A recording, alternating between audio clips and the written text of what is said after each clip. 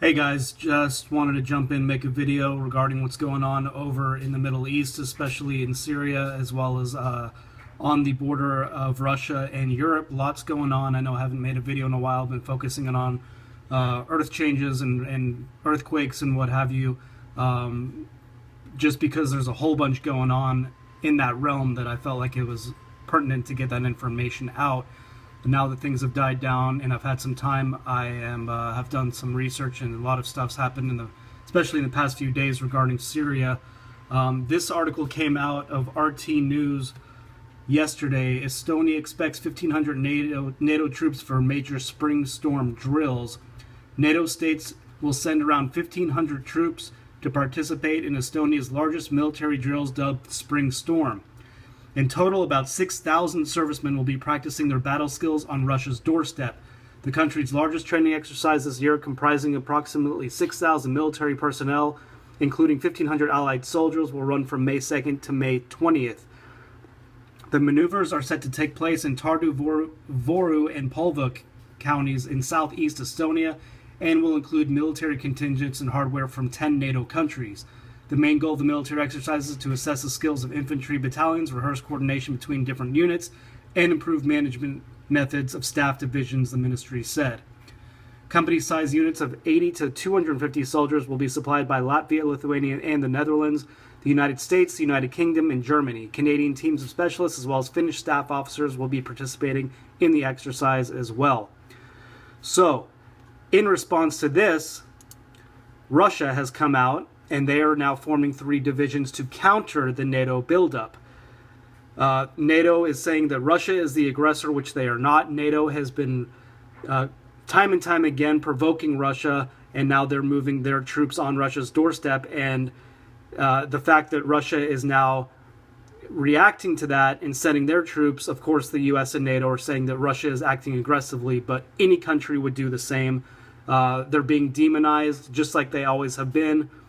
Russia is not the aggressor. They never have been. They've been bombing the living shit out of ISIS in Syria. We haven't done jack shit to them because we are controlling ISIS. If you haven't realized that by now, then you're an idiot. No offense. I'm getting pissed off because things are escalating. People are still asleep, and I'm having arguments on a daily basis trying to wake people up, especially my friends and family. I'm sure you guys are going through the exact same thing, and it's very frustrating and difficult, but anyway, Russia is set to deploy 2 new divisions in the west and 1 in the south to counterbalance NATO's increased military presence near Russian borders, Defense Ministry Sergei Shoigu announced.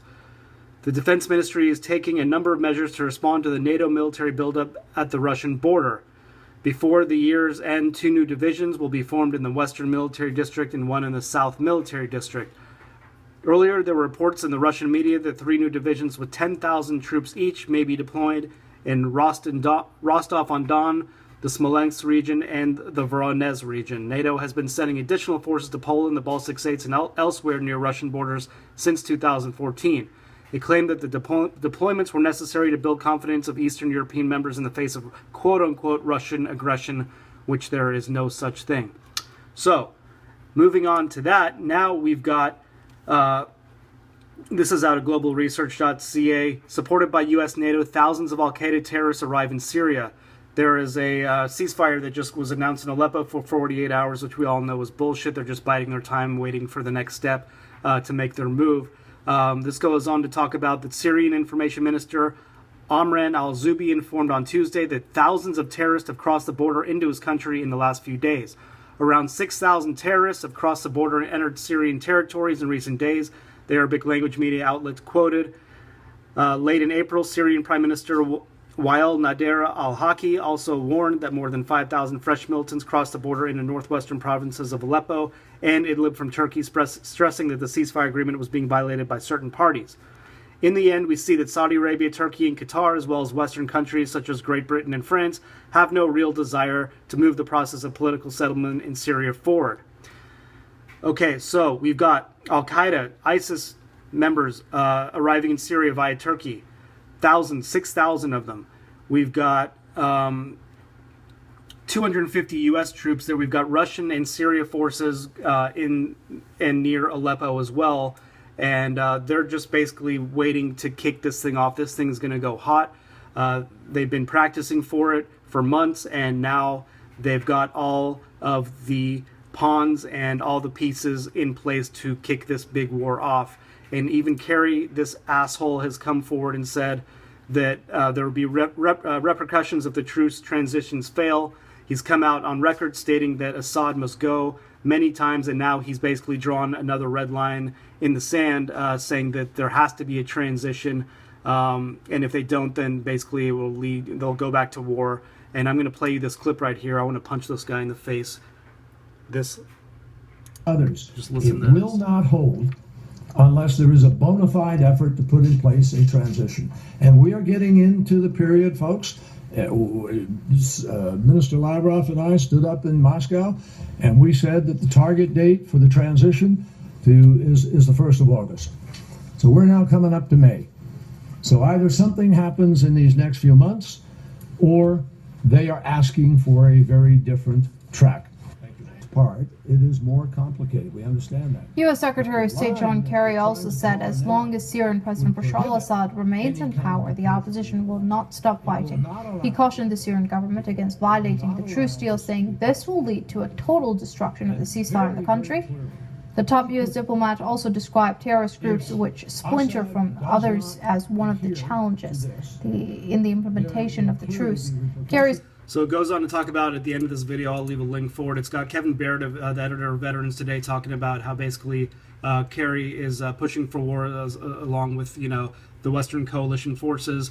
They're getting ready to basically kick off the big war in Syria, and goes in to talk about the whole, basically the agenda with Israel and NATO, how they want to expand the region, take control of Syria, which has been the plan all along, which I wholeheartedly agree with, and so do many other people. So, one last thing before I wrap this up. Back in 2013, 70% of Syrians support Assad. So, the Western media will come out and have you believe that Assad is a brutal dictator and he's harming the civilians of Syria. And when in fact the Syrians actually support him, for the most part, 20% are neutral and only 10% support the rebels. So you've got the factions in there who are supporting ISIS. Of course, you're going to have some of them in there. But for the most part, the majority and this is in 2013, and I think it's closer to 80 now, the majority of Syrians want Assad to stay in power.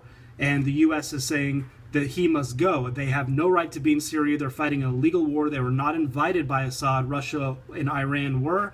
I'm not anti-American. I'm stating facts. We are fighting an illegal war in Syria to benefit the Western central bankers and the Western coalition forces to expand territory in Syria and prop up the dollar, which is dying. This all has to do with the economy failing, which the economy, the stock market crashing, which is most likely going to happen this year, and a whole other slew of issues.